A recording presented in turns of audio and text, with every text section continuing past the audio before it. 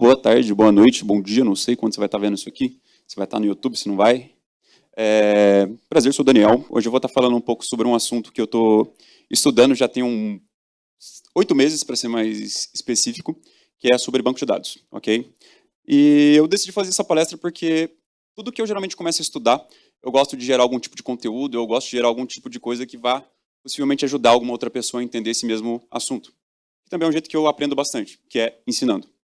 Então, bora começar. Mas antes, prazer, sou Daniel Reis, também conhecido como Daniel Hart.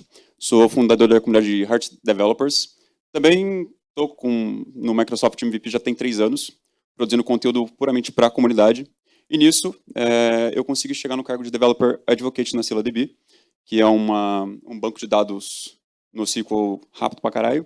E nisso eu também, nesse tempo que eu estava produzindo conteúdo, eu consegui chegar na parceria com a Twitch, que é uma das coisas que eu mais me orgulho hoje. Então, estou fazendo lives na Twitch desde 2018, puramente só fazendo programação. E o fun fact é que eu sou musicista desde criancinha, então já faz muito tempo que eu toco muitos instrumentos. E no meu tempo livre eu gosto muito de ir para qualquer tipo de bar que tenha karaokê e ficar lá cantando qualquer música do Frank Sinatra.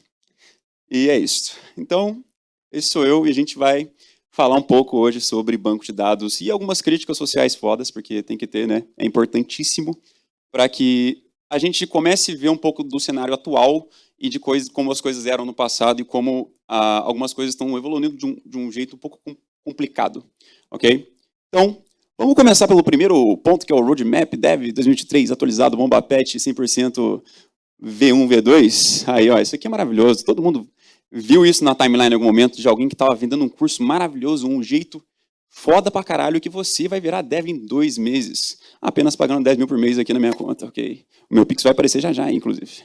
Então, uma das paradas que eu vi recentemente foi esse post aqui. Isso aqui é sensacional. Nossa, mano. Olha só, mano. Você vai ficar 20 dias e você vai aprender HTML e CSS em 20 dias. Eu já estou faz 10 anos e não aprendi. Aí depois você vai começar JavaScript. Esse aí eu nem tento mais. Não vai. Aí chega no ponto de aprender Bootstrap ou Tailwind. Ou seja, você já chega com a casa pronta, mais ou menos, ou você pega bloco ou a bloco. Não faz o menor sentido. E... Opa, voltou aqui. E depois ele vai passando e fala, mano, você aprende Mongo ou MySQL, sendo que são 2 paradigmas diferentes, são 2 casos de uso diferentes. E eu fico pensando, cara, tem gente que realmente bota fé nesses negócios. Porque muita gente começa a aprender baseado em algum tipo de informação que vem em rede social, que alguém indica, algum influenciador, e tem muita gente que está perdendo a vergonha de passar uns conteúdos zoados, tá ligado? E eu gosto muito de bater nisso, porque, imagina, você vai aprender Git depois de 142 dias codando? Mano! Tá bom, vou tentar manter o respeito aqui para não xingar ninguém. Então, tipo, eu fico vendo isso e penso, velho, isso tá muito errado, tá ligado? E quando alguém chega e dá um RT numa parada dessa, ou, né, incentiva esse tipo de jornada maluca, para mim só significa que aquela pessoa não entendeu nada do nosso ecossistema como programador, ou até mesmo como comunidade, ok? E, pô, tem umas coisinhas que eu acho bem interessante. Era para ter um vídeo aqui, o vídeo sumiu aparentemente, ou não sei se vai carregar. Mas era basicamente um vídeo de alguém ensinando como criar um Minecraft em 1 minuto. Fácil, pô. Basta só você importar várias coisas, aí você apaga tudo, copia um código bonito, roda, compilou, tá feito. 1 minuto você consegue criar um Minecraft. Mas e aí, como é que a gente faz para explicar o que aconteceu nesse 1 minuto? E isso é uma crítica muito forte que eu geralmente trago, dado essas redes de shorts, de TikTok e tudo mais, onde você tem que se esforçar o máximo possível para criar um conteúdo em 1 minuto, mano. Porque senão você não entrega o algoritmo, você não consegue fazer as coisas. E isso é um jeito muito legal, tipo, tem críticas positivas também, que é você consegue incitar a pessoa a estar pesquisando por si só, mas na maior parte do tempo você não consegue chegar no ponto de deixar ela aprender sozinha. Certo? Então, pô... Aí o vídeo apareceu, que legal. Era para estar aparecendo no caso, né? Mas beleza. E com isso, né, você vai passando um tempo e você vai aprendendo o básico que as pessoas falam, mano, para você entrar como dev, você tem que saber fazer CRUD. Eu falei, caralho, de CRUD é isso, rapaz? Nada a ver. Aí, beleza, você vai lá, aprende a fazer o seu primeiro post, fazer as questões de GET, entende lá o PUT delete, o básico de HTTP, beleza, sem fazer CRUD, já posso trabalhar como dev? Não sei, se a empresa te contratar, beleza. Mas é o basicão. Aí você chega no tal do RM, que eu tenho várias críticas. Eu já fui, mano, o maior fã de ORM até eu começar a pegar uns gargalos, né? Pegar uns BOzinho aí que é, pô, a query tá ficando um pouquinho lenta e tal. E eu não sei o que tá acontecendo por baixo dos panos. E isso é uma coisa que eu já vejo muita gente agora, finalmente, Deus abençoe, falando que o RM é uma magia, mas a magia tem um custo. Então, por exemplo, esse aqui é o Eloquent do Laravel, e aqui do nada você passa uma classe e ele faz toda a relação para você, sem você especificar parâmetro, especificar nada. Isso é magia? É. Aí se você inspecionar esse método has-won, você vai ver que vai ter uma magia cheia de comentários. Assim. Tem uma bíblia que o Taylor escreveu em cima disso, falando, irmão, resumidamente, por favor, coloca os parâmetros certinho. Tá ligado? Na moral, ajuda nós, ajuda nós. Tipo, vai funcionar? Vai, mas vai ser tipo mais 5 ou 6 chamadas de alguma função ou uma reflexão, um reflection no caso, para conseguir pegar esses tal parâmetros que você, por pura preguiça, não quer colocar. E isso vai impactar um pouco na sua performance. Então, o RM ele faz magia, mas essa magia tem um custo. E isso é uma coisa que eu fico refletindo já tem um bom tempo sobre, ok? E na maior parte do tempo a galera não tem interesse em fazer isso, porque você vai lá, entrega o produto e fé. Então, se eu estou entregando, a empresa está feliz, ok, eu tô ganhando o meu e tá top. Mas, né, isso também vai gerar o tal dos gargalos. Então, geralmente, tu tá fazendo uma query simples, onde você lá enfia um RM zoadaço, ele faz as queries para você, beleza, o código tá bonito, mas a hora que chega em prod, não aguenta a quantidade de requisição, você não sabe como que a query está sendo criada em si, você não debugou isso, e você nunca vai saber enquanto você não tirar esse URM e ver o que está acontecendo por baixo dos panos. Então, isso aqui, isso tudo que eu acabei de passar para você é o que eu geralmente vejo em alguns cursos, de como entrar no mercado em, sei lá, em 2 meses, 3 meses, que eu acho loucura, 100%. Tem gente que consegue, tem gente que não, mas eu não acho que é para todo mundo. Esse caso de 3 meses estudando tipo 10 horas por dia, porque a gente sabe que pessoas e pessoas, tem pessoas que podem, pessoas que não, então é um sonho vendido a mais. Okay? Então, essa aqui é a minha crítica atual a como as coisas são ensinadas hoje. E eu concordo zero com isso, eu acho que deveriam ter passos para que isso seja ensinado de uma forma um pouco mais tranquila e lembrar que essas coisas existem. Mas, enfim. Também tem o ponto de os bancos de dados que a gente vai entrar daqui a pouco, onde você tem os NoSQLs, o banco NoSQL e tem a galera do ACID, que vai te dar um pouco mais de rigidez nos dados que você está implementando. E com isso, você, possivelmente, se você não souber nenhum desses pontos aqui, no final, o seu projeto que vai ter dado deploy, vai ser uma coisa que vai ter pouca performance, vai ser uma coisa que vai dar vários problemas, e você não vai saber como que vai manter isso, sendo que te passou custo de servidor e, enfim, vai ser um negócio absurdamente muito alto. Então, não saber o que está acontecendo por trás dos panos possivelmente vai custar uma nota. Beleza? Mas agora vamos entrar no ponto aí de banco de dados, porque eu gosto de coisa de banco de dados. E já que a gente passou por esse ponto todo, eu vou mostrar um pouco para vocês do que eu vim aprendendo nesses 6 meses. Mas vamos começar lá atrás. Né? Então, quem aí já usou banco de dados em CSV? Esse é do bom, porra. Nossa senhora, já resolveu tanta coisa. Possivelmente, o mundo ele é controlado por CSVs hoje. A planilha do financeiro da galera, a planilha de administração, eles não querem saber de uma interface com, sei lá, React, com não sei o quê, rodando. Os caras querem só fazer o trampo deles e entregar. Isso é maravilhoso, tá ligado? Funciona. Até a hora que você tiver que dar manutenção. Aí chama o dev, chama o cara de TI e ele resolve. Então, tá aí a tal do Flat File, também conhecido como CSV, que é o nosso primeiro banco de dados aí que todo mundo já mexeu, todo mundo já teve um Excel da vida para poder fuçar.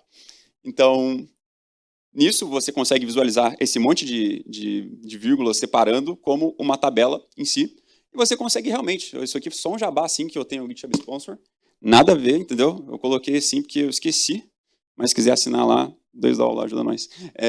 E, pô, antes era tudo CSV, era tudo mato. Então você tinha que fazer vários arquivos e você tinha que relacionar esses arquivos de algum jeito e falar, mano, como é que você faz isso, tá ligado? Sendo que a gente tem alguns probleminhas para esse tal do CSV. Então, cada planilha era uma entidade diferente. Pensa que entidades pode ter como usuários, pagamentos, sei lá, notas fiscais e assim vai indo. Eu fiz um exemplo dos artigos da Dev2 que a gente tá produzindo recentemente. E se você for parar para pensar, eu coloquei um exemplo aqui que se eu abro esse arquivo e você começa a editar esse arquivo, eu salvo primeiro e depois você salva depois, a gente não tem uma consistência de dado ali. Tipo, quem que tá certo, quem que tá errado? É tipo aquela galera fazendo trabalho de faculdade, tá ligado? Ô, mandei o meu arquivo aqui, mano. Aí os caras, pô, mano, atualiza o meu aí, na moral. Aí tem o trabalho final. Aí tem o trabalho final 1. Aí tem o trabalho final agora vai. Tá ligado? E como que você sabe qual que é o certo? Baseado no tempo de edição? Baseado na última edição feita? Então, fica um pouquinho complicado, tá ligado?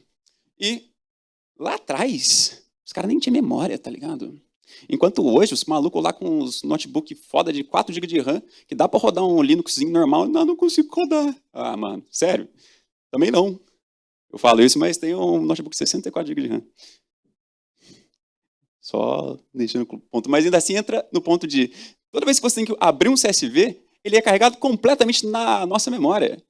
Então, pô, possivelmente a galera do RH, lá, a galera que mexe com vendas, tem um notebook muito mais foda que você que é dev, tá ligado? Os caras têm uns i7, i9 fodão lá com, sei lá, 100 GB de RAM, e eles só para poder carregar CSV gigante.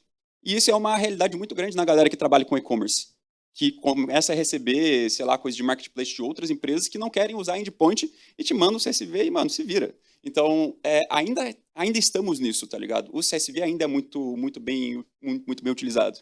E, pô, como é que você vai garantir, né, que esses dados eles estão no formato certo, que eles estão com os tipos corretos e que ele tem essa consistência toda, que você vai conseguir consultar apenas um dado quando você precisa, igual é o MySQL da vida, você faz um select ali, volta um ID específico. Não, toda vez você vai ter que abrir o arquivo de 10 GB, carregar tudo, esperar tudo acontecer na sua memória. Se você não tiver memória, aí é isso, né? Aí você compra um PC melhor e fé. Então, sempre foi assim desde lá de trás, né?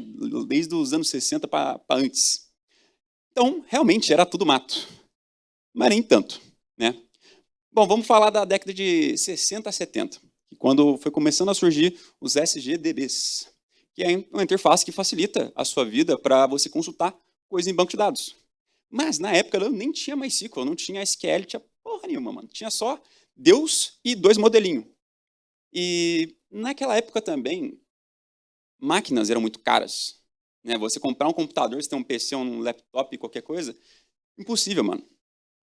Então, era muito mais fácil você contratar uma galera, uns matemáticos fodão, uma galera que sabe fazer álgebra relacional ou fazer a parte de banco de dados para poder fazer o trampo.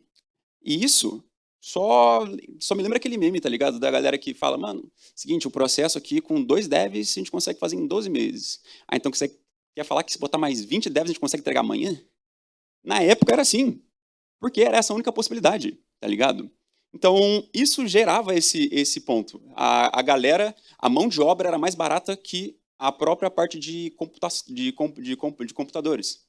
E tinha 2 modelos naquela época, antes de chegar o tal do relacional, que era o hierárquico e o de networking. O hierárquico é como se fosse uma relação 1 para N, que você poderia usar, mas ela tinha muitos problemas. E o networking era uma modelagem em grafos.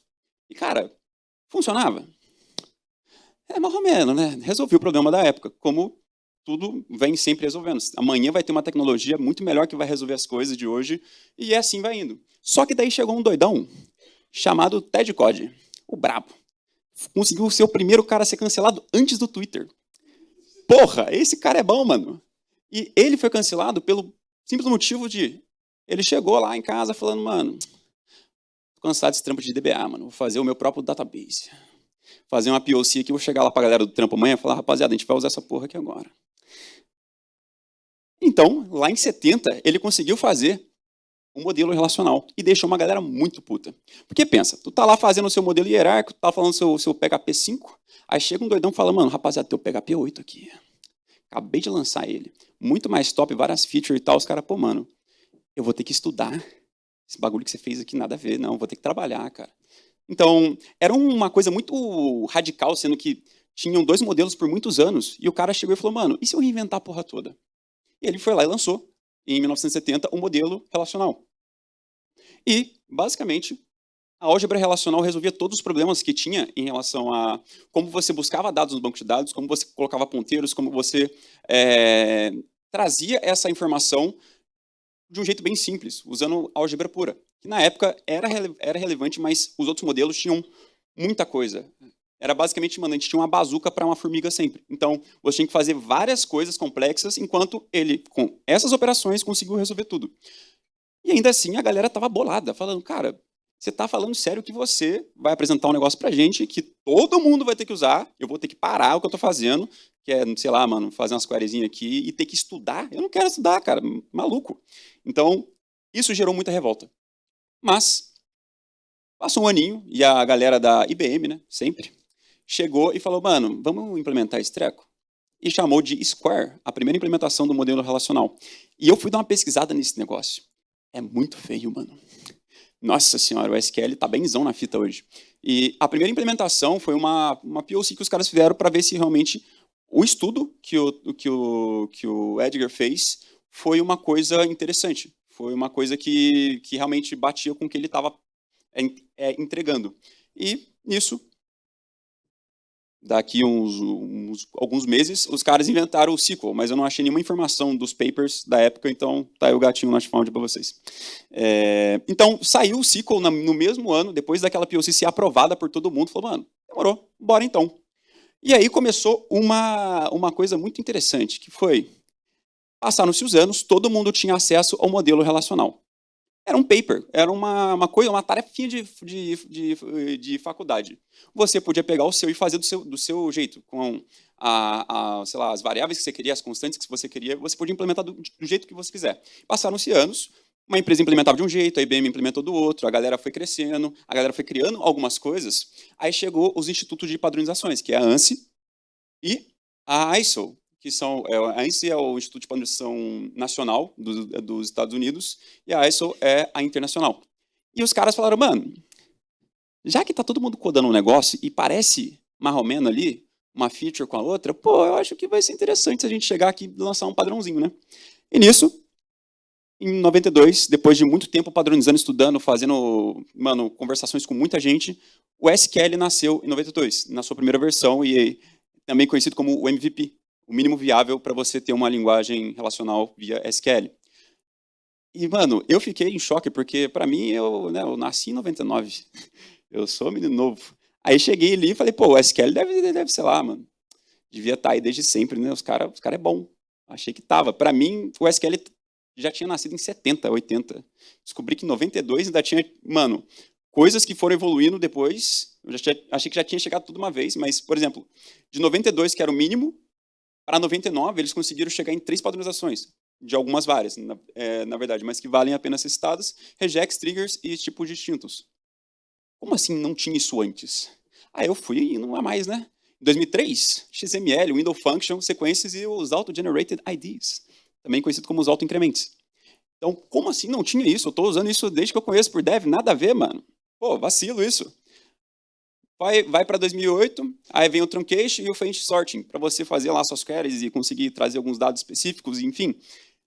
Segue temporal DBs, pipeline DML, mano, e vai seguindo com JSON e tabelas polimórficas e, putz, quer dizer que todo esse tempo tinha lá a ANSI e a ISO fazendo toda a padronização de tudo que iria ser acoplado ao tal do SQL 9.2. E a partir disso, todo mundo que usava a MariaDB, ou sei lá, o Postgres, MySQL, a galera foi todo mundo falando, tá bom, a gente vai ter que implementar isso, a gente vai ter que implementar isso. Logicamente, cada um tem a sua implementação. Algumas coisas que funcionam no MariaDB não funcionam no MySQL, algumas coisas que funcionam no MySQL não funcionam no Postgres, mas eles têm todas essas mesmas funções, só são escritas de jeitos diferentes. Ok? Porque é o padrão e você escreve do jeito que você quiser. Tendo, tá top. Tendo e estando é documentado, né? Importante. Então, no final, você tem o tal do DML, DDL e o DCL. Ou seja, como você manipula a linguagem, como você insere, você apaga, você deleta, enfim. O definition, que é como você cria, altera e some com as coisas, e a parte que você controla, que é o grant e o revoke. Tem muito mais, eu só deixei isso aqui para vocês terem uma noção do que está acontecendo no banco de dados atual, e boa, ok? Beleza.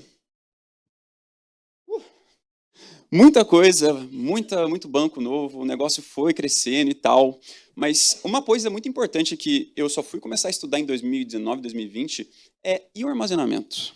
Né? Um negócio importante e tal, porque, pô, carregar as coisas em banco de dados, geralmente você pode estar usando o disco ou você pode estar usando a sua memória RAM. Qual que é a diferença? Por que eu deveria me atentar a isso? Muita da galera dev chega e fala, mano, só colocar no cache ali tá suave. O que é cache, mano?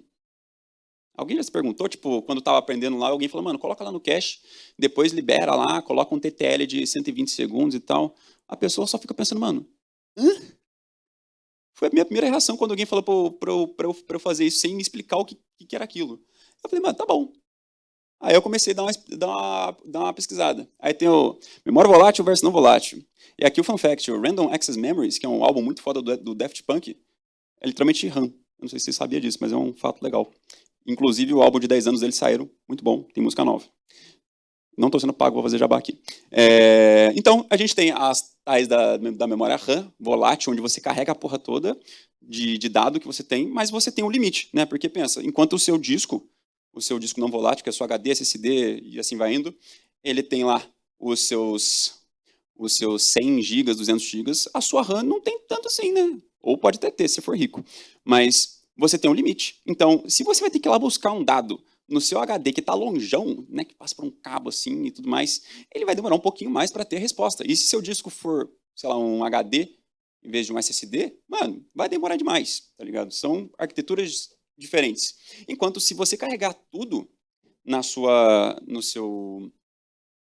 memória RAM, o negócio vai rapidão. Porque são discos diferentes que transmitam,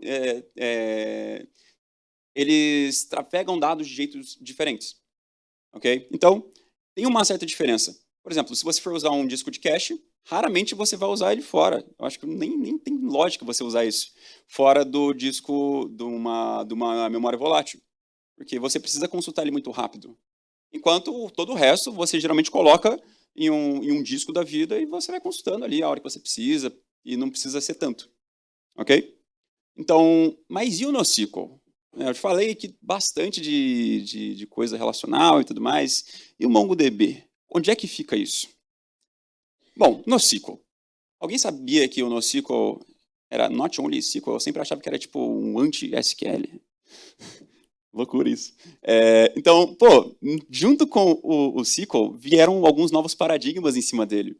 Porque, beleza, a gente sabe como relacionar dado, o modelo relacional está ali, e disso eu consigo relacionar de jeitos diferentes, mas ainda assim usando o modelo que tem. Então, aquele paper lá de 70 que o Edgar trouxe, ele falou, mano, eu acho que eu consigo fazer mais algumas outras coisas. Aí veio os 7 paradigmas, que a gente vai falando agora. Começando... Ih, morreu? Aí, beleza. Começando falando sobre que o conceito de não relacional, ele ainda vai seguir essas ideias de ter uma parte de manipulação, de credenciamento, de gerar todas as estruturas.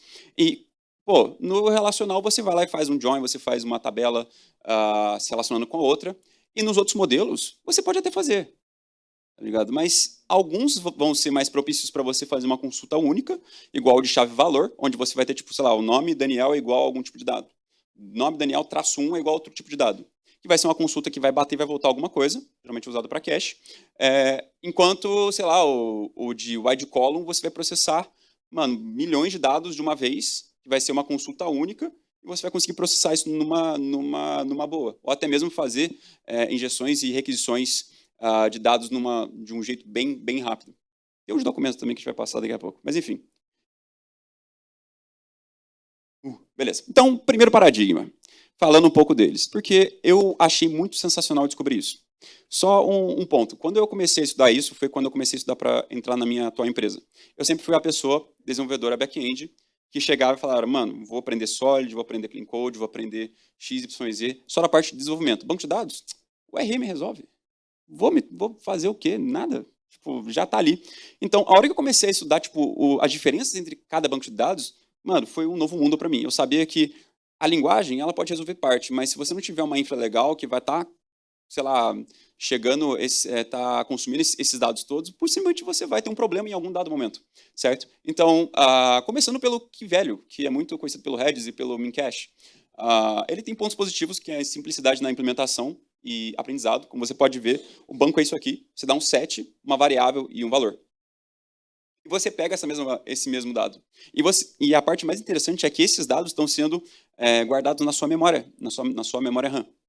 Então, você pode simplesmente chamar esse dado de um jeito muito rápido e, ao mesmo tempo, você consegue liberar esse dado a partir de X segundos, que é o time to live.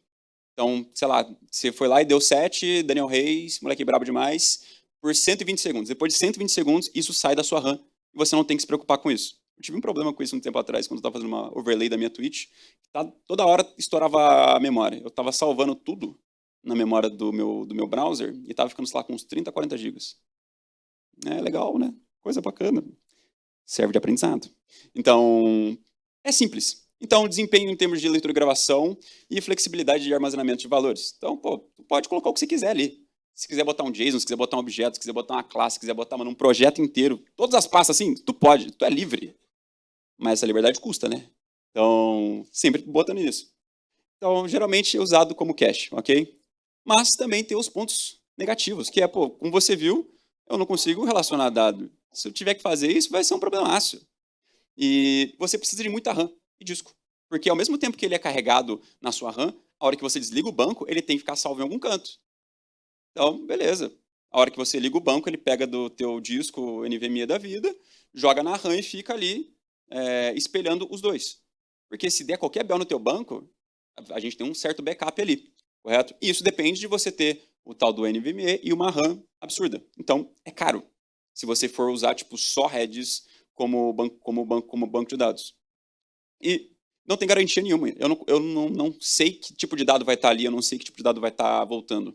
Geralmente, ORMs e frameworks já fazem uma pré-validação e eles mandam os dados para serem parseados na entrada e na saída de toda a requisição quando você precisa. Mas de resto, é na fé de Deus. E tem, beleza. Wide column. Ficou um monte de logo assim da Scylla, não é porque eu trabalho lá não, tá bom? Aconteceu mesmo. Ele é bem parecido com o MySQL, se você for dar uma olhada. Ali tem um create key space, que você vai colocar algumas regras, que basicamente você pode replicar esses dados para vários outros nós de banco de dados ou para outras várias regiões, o que garante para você que se der algum BO no seu servidor atual, você tem essa réplica dos dados em algum outro.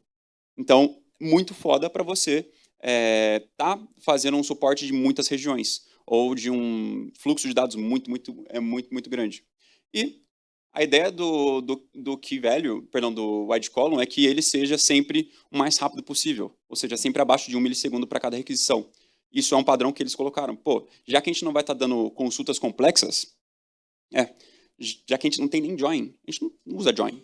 Cassandra e Scylla não usam join. Então, basicamente, você tem que modelar o que você quer fazer de query e não o que você quer fazer de entidade. Se você quiser fazer uma query que vai buscar tipo um nome de alguém ou um ID de alguma pessoa com mais alguns dados, essa é a query. Você modela a sua tabela baseada na query e não na sua entidade. Isso, para mim, quando eu fui estudar, foi, mano, completamente absurdo. Eu falei, como assim, tá ligado? E foi uma das coisas que a galera começou a falar e eu tive, né, sei lá, 10, 12 anos codando MySQL. Eu cheguei e falei, mano, parece igualzinho. Vai dar tudo certo. Vai sim, pô, confia. E tive muita dificuldade para poder aprender, porque geralmente quando você vai falar de MySQL, você pode fazer consultas complexas. E aqui a única consulta que você vai fazer vai ser tipo um select all from media player, select update alguma coisa, e um insert simples. Mas essas queries são tão rápidas que vale a pena você usar isso se você não ter essa complexidade, ok? Mas esse é só um dos vários paradigmas. Depois a gente entra no document. Todo mundo já conheceu esse aqui, possivelmente, já viu um JSON na vida. E eu acho muito foda a parte do document em si. Porque ele é muito fácil para pessoas iniciantes chegarem e começarem a trocar uma requisição ou outra.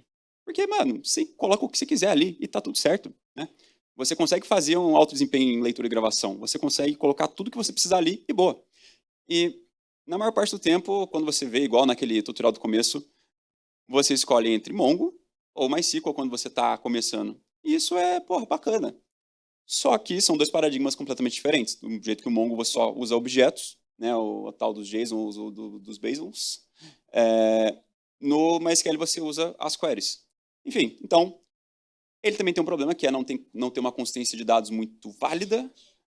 Você não consegue relacionar, por mais que você consiga aninhar, relacionar é uma outra fita.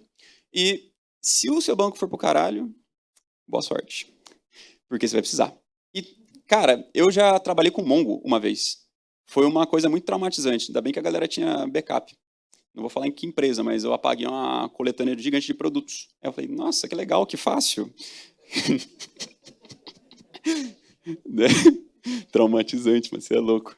Então, dá para você fazer umas cagadas dessa rápido, fácil.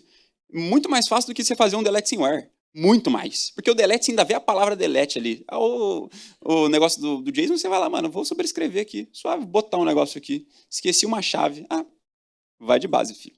Então, é muito complicado, mas ainda assim, eu gosto muito de brincar com o Mongo em si. Ok? Aí chegamos no tal do relacional, uma coisa blinda, coisa que não deixa você fazer tanta cagada assim. Por quê? Quando você está falando de relacional, ele geralmente vem com o tal do ACID, que são algumas regrinhas que vão deixar a sua query e o seu banco de dados tá ciente, tá ciente de que, pô, se você enviar algum dado que não bata no tipo certo que está lá estruturado, ele não entra. Se você estiver fazendo uma transação, né, que é um bloco de código onde qualquer query que der errado ali dentro, ele volta tudo. Ou seja, ele te dá uma consistência e uma confiança que se der ruim, qualquer coisa que vai entrar no seu banco, você está tranquilo. Que ele não vai fazer. No máximo que você vai conseguir é um erro lá no teu log lá, ou alguma coisa pitando no seu Slack. Isso é chato. Então, é isso. Mas ele ainda tem um ponto negativo, né? Alguns bancos, né? Vou deixar bem claro aqui, que ele não é um banco para suportar grandes volumes de dados. A não ser que você tenha muito dinheiro. Aí, porra, aí fica fácil, né? Igual lá em 60. A galera não conseguia suportar a quantidade de máquina, os caras contratavam mais gente. Fácil, coisa simples. Então, escalabilidade custa muito mais do que você gostaria de pagar. Porque entra no ponto de, o MySQL, por exemplo, ele não tem a ideia de você replicar dados. A única coisa que você consegue fazer é backup. E se você tentar fazer essa parte de replicação, qual banco que vai estar espelhado? Como que você vai garantir que os dois bancos estão sincronizados? Isso é uma coisa que o NoSQL, ele fala, cara, eventualmente, um nó meu ali, tipo, no caso, se eu tenho o banco 1 e o banco 2, os dois, eventualmente eles vão estar sendo sincronizados. Então, eventualmente, se pá, esse se pá pega muita gente. Porque, mano, pensa, tu tem um nó aqui no Brasil, o outro tá lá na China e o outro tá, sei lá, em algum lugar da Europa. Alguém faz uma requisição aqui para o Brasil, você tem que replicar para os três. Agora pensa que o nó daqui do Brasil cai. Você está lá com os dois, tem como você recuperar. Mas no MySQL no geral, você tem um dump.sql lá da vida. E boa sorte.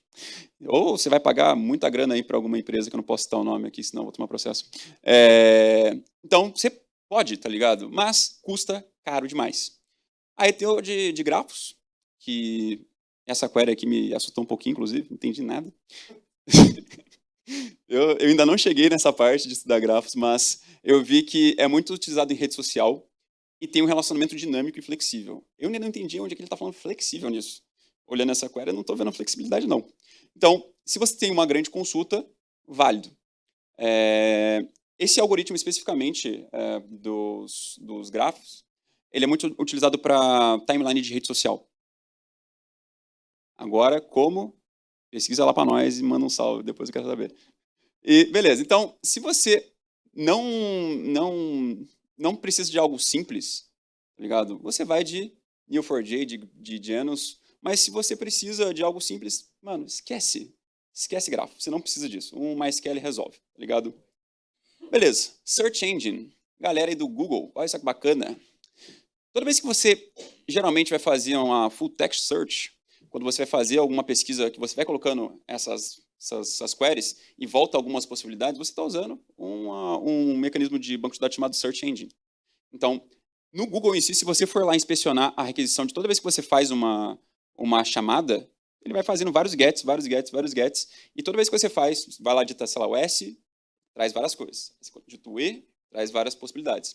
E isso é um negócio muito tranquilo, não tranquilo, mas bem mais interessante de você estar aprendendo, porque, cara, é literalmente uma chamada de um texto. Então, ele vai tentar autocompletar, ele vai te dar baseado em um ranking de o que as pessoas clicam mais baseado nesses textos. Então, tipo, se eu digitar Daniel Hart, vai aparecer lá Daniel Hart Tweet, Daniel Hart Twitter, Daniel Hart Instagram, Daniel Hart bot do Big Brother. Triste. Então, vão aparecer algumas possibilidades que as pessoas pesquisam. Então, toda vez que você pesquisa uma coisa, os caras indexam isso, joga para o próximo e boa. Então, totalmente focado em indexação de textos, ok? E se você tiver algum tipo de documentação, sei lá, de um software ou de alguma parada, essa parte de full text search é uma parada muito, muito foda de você estar estudando, implementando e assim vai indo. E Elasticsearch resolve isso pra caralho. Bom, se você tem uma consulta complexa, não faz isso não. Não precisa. Usa MySQL. Tão bonito. Tá lá, resolver o problema. E se você está fazendo qualquer tipo de consulta não textual, ele resolve. Ele resolve muita coisa. O Elasticsearch é, tipo, absurdo. Mas pra quê? Caro? Negócio? Mas beleza, então existem alguns pontos negativos. Eu indico todo mundo testar pelo menos um banco de cada paradigma para você entender o que está acontecendo, quais são as diferenças para poder ir. Mas aí chegamos no ponto final, que é multiparadigma. Isso aqui, cara, é um absurdo. Porque pensa, eu vou falar principalmente do Dynamo, que é o meu último estudo. O Dynamo, ele, pô, bacana, né? Ele é um banco que eu achei muito estranho, porque você faz requisição para o banco, requisição REST. Eu falei, mano, que porra é essa, mano? Pra quê? É um endpoint que tu manda vários parâmetros e o negócio te serve um banco de dados. Só que isso é caro também, mano. E existem várias outras possibilidades, tipo o ScyllaDB, que fazem a mesma coisa, tá ligado? Só que ele mescla diferentes paradigmas. Por exemplo, o DynamoDB, ele é um documento com chave-valor. Tipo, tá bom, funciona. Os caras fizeram um paper da hora demais. Inclusive, se você quiser ver como foi feita a implementação do Dynamo, eles liberaram, né, todo o estudo que eles fizeram sobre isso. E você pode chegar, ler, ver quais são as principais chaves e eu não sou muito de ler, mas eu tô gostando demais, tá ligado? Eu pego para dar uma lida baseada em alguma coisa que eu li, ou no Scila, ou em alguma outra implementação. Então, quando você está usando multiparadigma, quer dizer que são menos ferramentas para você utilizar dentro de um projeto. Por exemplo, o Dynamo pode ser a reposição do chave-valor, no caso, um Redis da vida. Você pode. É a melhor possibilidade? Não. Porque pô, você vai estar constando num outro lugar, já não vira o problema de latência, mas você pode. O Scila também, a gente pode usar como chave e valor. E a latência é muito boa. Mas ainda tira o Redis de jogo? Não tira, tá ligado? Então, cada um tem os seus pontos fortes e fracos. Já esses caras aqui, eles têm muitos pontos fortes. Ou seja, tem muitos pontos fracos. Porque, cara, imagina você ter todas as cartas na mão. Mas, tipo, de 0 a 10, todas as cartas são, tipo, nível 3. Não adianta, porra. Tipo, você pode usar isso, pode te economizar muito tempo de desenvolvimento, pode economizar tempo de tudo. Mas, se você quer pegar uma ferramenta que faz tudo, não vai dar bom, mano. Em algum momento você vai chegar num tipo de gargalo. Então, eu vejo muitas empresas, né, agora que eu estou trabalhando com isso, que chegam com o mesmo ponto de, pô, eu estou usando o banco X, mas eu estou fazendo uma POC para trocar ele para o banco Y. Por que você está trocando? Porque eles chegaram em algum nível de gargalo, de estar utilizando esse banco que tem muitas ferramentas que pode acelerar o seu desenvolvimento, só que ele acelerou tanto que esqueceram que tem um negócio chamado performance. Então, muito legal, mas se você sabe que a sua aplicação vai escalar a nível, sei lá, Netflix, Discord, enfim, você vai ter que escolher melhor as suas ferramentas, ok? E agora a gente tem uma breve noção do que existe esses paradigmas e tudo mais. Quem aqui não conhecia os 7 paradigmas? Pô, aí, ó, ajudei alguém hoje. Então, pô, agora existe essa possibilidade que você tem de trazer uma nova POC, um novo estudo de um caso de uso, ou até mesmo para o seu projeto, pessoal ou não. E, cara, são muitas possibilidades, tá ligado? Então, eu gostaria de continuar falando muito sobre tudo, principalmente sobre o CAP Theorem, que é o teorema de Brouwer, tipo de indexação concorrente, que é tudo que eu estou estudando hoje. Só que a gente está com o tempo quase acabando, então eu só vou querer indicar. Rapaz, aqui.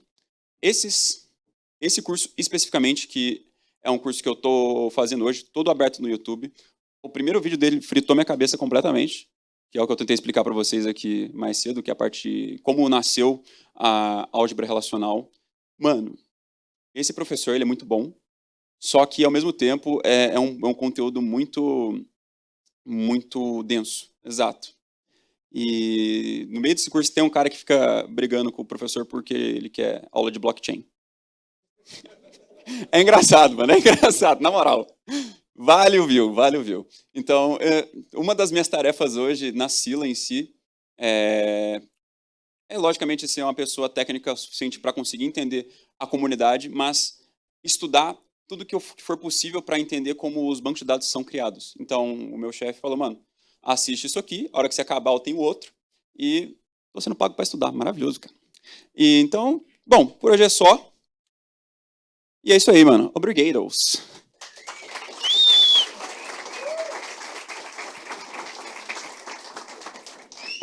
Boa! Eu tô escondido aqui no fundo. Essa é a parte mais legal, né? Tô aqui no meio da comunidade. O maluco é o Batman. É isso. Tô aqui do meu lado com... Qual que é o seu nome? Pedro. Gostou da palestra, Pedro? Eu cheguei uns 10 minutos faltando, mas eu gostei. Deu para entender.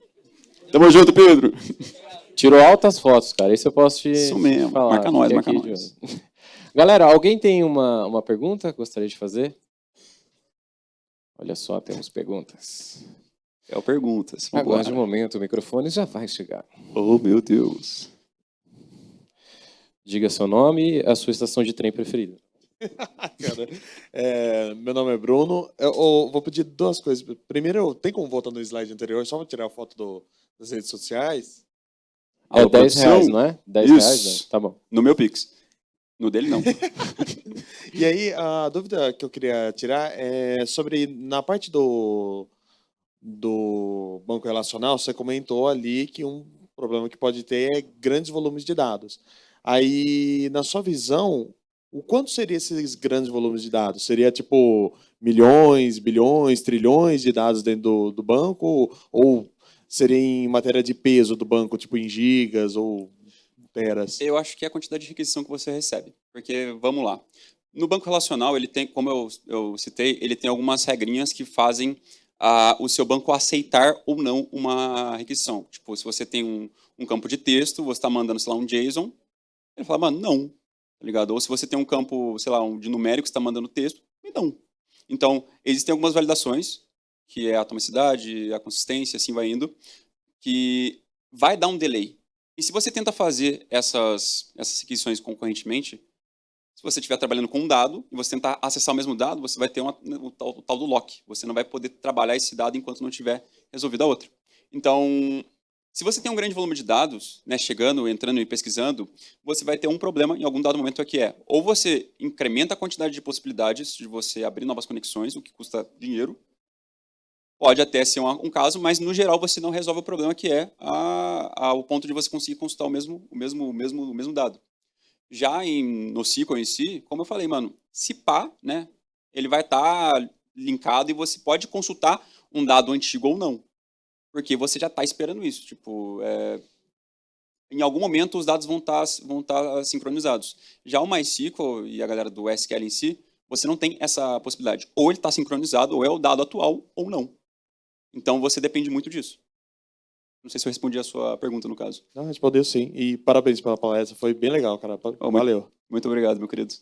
Boa, a gente tem mais uma aqui. Rapidão, hein? Rapidão. Os caras ali já estão, pelo amor de Deus. Os caras é foda. Os caras é literalmente foda, vai. Boa tarde. Boa tarde, cara. Parabéns pela palestra. Cara, eu gostei muito do conteúdo, abriu um pouco minha mente, tipo, de mais coisas para estudar. E aí você falou de comunidade no começo, eu queria saber se, tipo, eu participar de comunidade me ajudaria a aprender mais desse conteúdo. E o que é a Heart Developers, quanto custa essa brincadeira aí?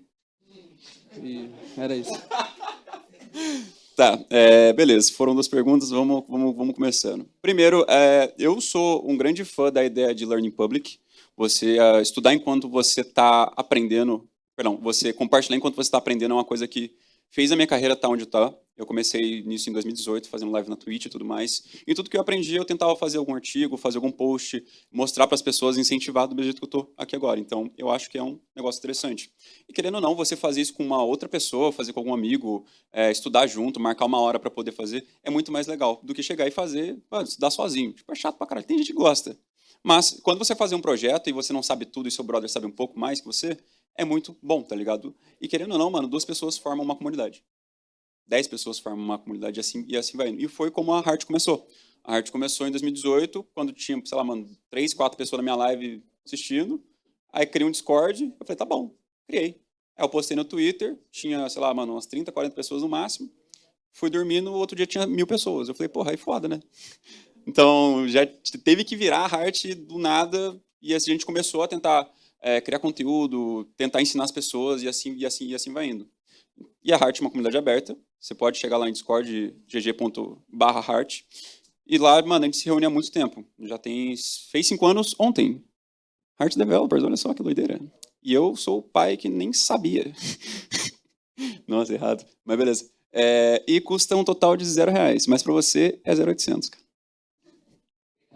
Ô, tamo junto. Parece lá, mano. Parece lá, sério mesmo. Boa. E como a gente estourou o tempo aqui, só você me fala o nome, hein? O Luiz mandou aqui no online, se você conhece um case de sucesso de uma empresa que migrou para ScyllaDB.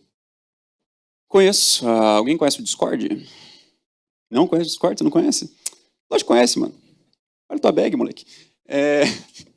O Discord, ele veio do CassandраDB. Na verdade, ele começou no Mongo em 2014. Em 2017, ele migrou para Cassandra, que é o mesmo paradigma de White Column, mas o Cassandra ele teve um problema, um negócio chamado custo, muito caro, onde agora isso aqui eu vou, mano, muito bom falar isso aqui. O Cassandra foi escrito em Java. Não começa, cara. Eu tenho 10 segundos. Calma.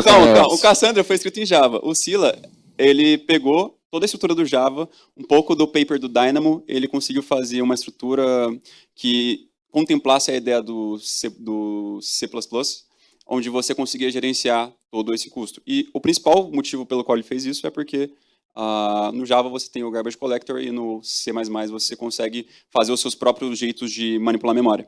Então, esse foi o ponto. Que a galera do Discord viu, fez a POC e hoje tudo que é relação à mensageria, toda a parte de timeline e tudo mais, é usado o Scylla hoje.